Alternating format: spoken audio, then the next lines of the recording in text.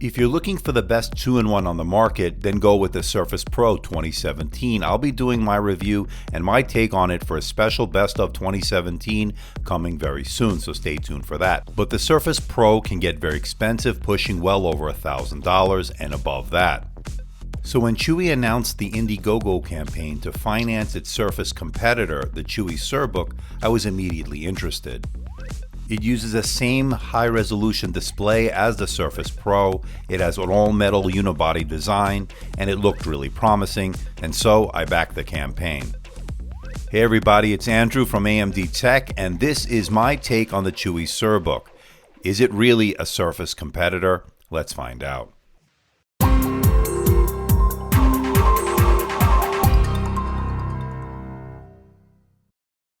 I've got a lot of exciting things on the way to the studio, so don't forget to hit that subscribe button. Now a little backstory. I paid $349 in the Indiegogo campaign for the 64GB model that came bundled with the keyboard and the pen. That's no longer available as the Indiegogo campaign seems to be over.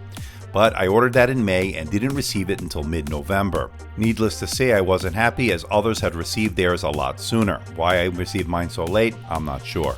And at that point, I wasn't sure I even wanted to review it anymore. But I'm glad I did because I think this has a lot to offer for the price. Now here are what I consider the big selling points. First, it's got that high-res display, same as the Surface Pro, 12.3-inch, 3:2 aspect ratio. It's got the type cover, it's backlit, and the kickstand is 125 degrees. It also has the active pen. It only has 1024 levels of pressure sensitivity, and the big difference here is that this is powered by the Apollo Lake processor, the N3450, as opposed to the Core i5 or the Core i7.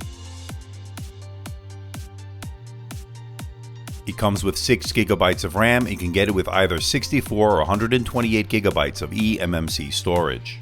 You can expand storage via the microSD card slot, but unfortunately there is no open M2 SATA slot that we've been seeing out of Chinese devices lately, like the Jumper EasyBook 3 Pro and the Chuwi Lapbook Air. And as I stated earlier, I ordered it via the Indiegogo campaign. I finally received it in mid-November. Packaging was pretty decent, pretty much standard what we've been seeing as of late from Chuwi in that nondescript brown box. And since I got the bundle, of course it comes with the pen and the keyboard. We'll talk more about those in just a little bit. And of course, this is the 64GB model, but of course I would recommend you go with the 128 for the expanded storage. You also get an extra screen protector. There is one already pre-applied, so this is an extra one, nice touch. And of course you get your SurBook, and holding it for the first time, you kind of get that feeling this is a definite knockoff of the Surface Pro 4. We'll talk more about that in just a little bit. Now you also get some wipes which you'll use in order to apply that screen protector, and you get some documentation, and I can report that it is in English. You get your charging adapter. It uses USB Type-C. We'll talk more about the battery life and charging times later in this review. It weighs just under a kilogram or 2.11 pounds, and it feels pretty good in the hands. It's not the lightest 2-in-1, but it's certainly not the heaviest, pretty much on par with what you'd get in a Surface Pro or Surface Pro 4. Now the type cover is pretty much a dead ringer for the Surface Pro 3 type cover. The keys a little bit more closely together than that you'd get on the Surface Pro 4 or the new Surface Pro. And it pretty much is the same material used. It has that fabric, which is a major dust collector. And the pen they use is the same one you use with the HI13. Now it's the Hi Pen 3. It uses one quadruple A battery, and it has 1024 levels of pressure sensitivity.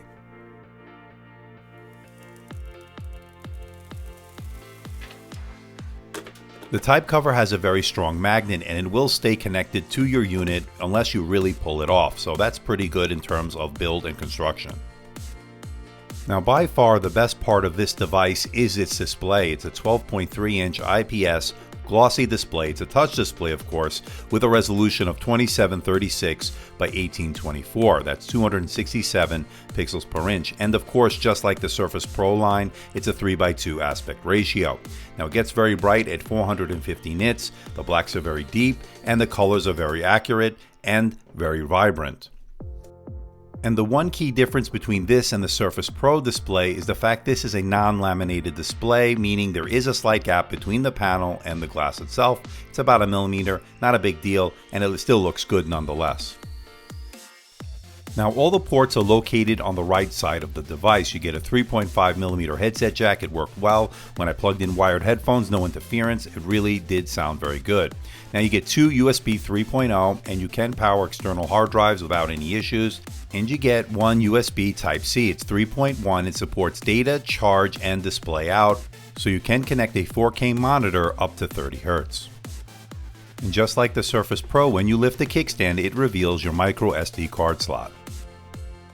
There are two side-firing speakers, and on the top of the device you have your power button next to your volume rocker up and down, and I'm happy to report that the buttons seem to be metal, not plastic. Now I did have a problem with the USB Type-C port. It doesn't keep all your connections secure. In other words, you need to use a Type-C cable that has a longer connection than others. The one they supplied with is fine, but when I used other third-party USB-C cables, they would fall out. That's an obvious design flaw. Now, as I stated earlier, the pen has only 1024 levels of pressure sensitivity. That's far less than the pressure sensitivity you'd get on the new Surface Pen, which has 4096 levels of pressure sensitivity. But it worked well nonetheless. It's good for note-taking, for sketching. As far as digital artists are concerned, it's okay. It's not going to be quite as good. Now, as far as lapability, a term Microsoft likes to throw around, whether or not you can use this on the lap, it's not great, and neither is the Surface Pro 4 or the Surface Pro 2017 for that matter. This is no different. Now, you can use it, but certainly not going to be an ideal situation, not quite as good as a traditional laptop for use in the lap. Now, as I stated earlier, the type cover is very similar to the one you got with the Surface Pro 3. It has that same material and it is a major dust and lint collector, so keep that in mind. So it's hard to keep that clean. And the keys and the trackpad will attract fingerprints and smudges rather easily, as you can see. And the keyboard is backlit. In order to activate it, you press the Function and Delete key. And there's only one level of backlighting. And just like the Surface Pro type cover, there is a magnetic strip along the top that allows for angled typing. Unfortunately, I'm not a big fan of the touchpad. I don't think it was responsive, and I thought two-finger scrolling didn't work well. And you can do Windows 10 gestures, but why would you want to do it on such a lousy touchpad? This is probably one of the weakest points of this device. Now, the kickstand has a very sturdy metal hinge. It worked well, and it has a 120-degree angle, less than that of the Surface Pro. Now, there are two side-firing speakers, one on each side for good stereo separation. They're not the greatest speakers, but they're certainly not the worst. They're not the loudest speakers, and I would say there is a slight hint of bass, but they're not great, and these are just okay. Let's hear them in action.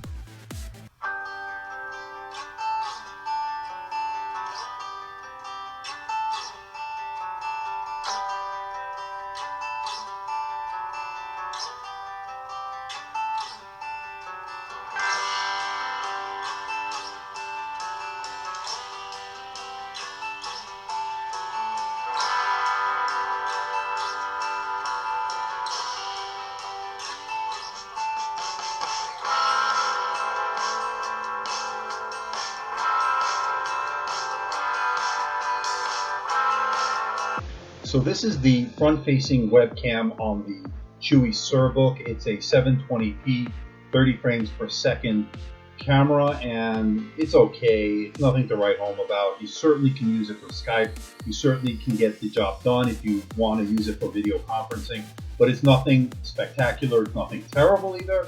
But again, I wouldn't be writing home about this anytime soon. Now, the rear-facing camera, I'm not going to even bother to show you. It's a simple camera on a tablet, and to me, you shouldn't be taking pictures or video with your tablet. But if you may want to take some notes, pictures of your notes, you can do it for that. But other than that, please, people, don't take tablet photos or videos. The Chuwi SurBook sports a 38 watt-hour battery, and under my AMDtech endurance test, which is at screen brightness at 40%, doing YouTube, Netflix, some light gaming, some light Photoshop, some web browsing under the Edge browser, I was able to get about 6 hours and 45 minutes. Of course, your mileage may vary depending on the task at hand, so please keep that in mind. Of course, if you do any processor intensive tasks such as gaming or some video editing, of course you're going to take a hit on the battery. That's just common sense. Now, as far as charging times are concerned, with the device off, you're going to go from 0 to 100% in about 2 hours and 35 minutes. With the device on, that bumps up to about 3.5 hours, maybe 4 hours, depending on what you're doing with the device. It uses the Hynix eMMC, and it did okay in the Crystal Disk Mark test. It's pretty much what you'd expect for this level of eMMC storage. The Geekbench 4 results are pretty much typical, maybe a little below average in terms of what we've been seeing out of the Apollo Lake N3450 Celeron processor. Of course, this is not a high-end gaming machine, and this is indicative of the 3D Mark scores you see here. You can do some light gaming, some Windows Store gaming without any issues.